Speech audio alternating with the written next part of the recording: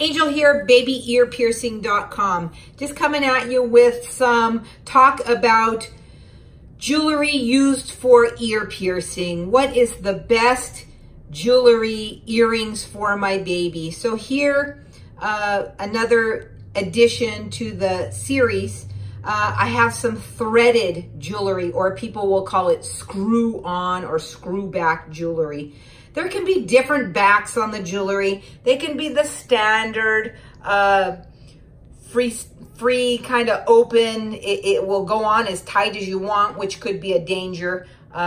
Nut backing. There can be covered backings, and covered backings can come in various shapes. The covered backings will only screw on, thread on so far. That's a flat disc style. Here we have one that's more of a bell, and again, it only threads on so far. Another style that I don't have here that I also don't use is a round style of threading, similar to, say, I have a piece right here, a barbell round style. So I don't usually use that round style. It's just difficult for parents to work with, to either put on or take off.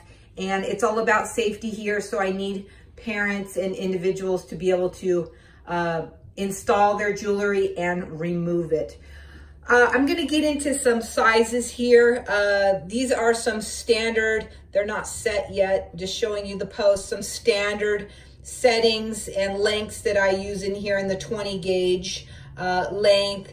20 gauge thickness, and I may use a 5/16 and sometimes even a 3/8 length. But then this piece that we have off to the left here is very small, and these are sold as baby earrings, and I actually don't use baby earrings. They're much too small. The guest can outgrow them, and what happens is if they're on too tight, they can cause migration, piercing, moving down, even tearing out of the ear. I say tearing, but it can happen with no pain or evidence whatsoever. It's just all of a sudden it's hanging on the edge of the ear one day.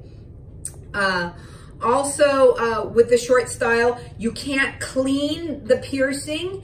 And if you're one of those people that happen to fit in the short styles, a few adults do, and babies, some babies with very thin attached ears. Keep in mind that babies' earlobes are actually, most babies' earlobes are at 65% of the size of an adult lobe. But some babies will fit into those and can wear them. And again, even some adults have very thin, small ears.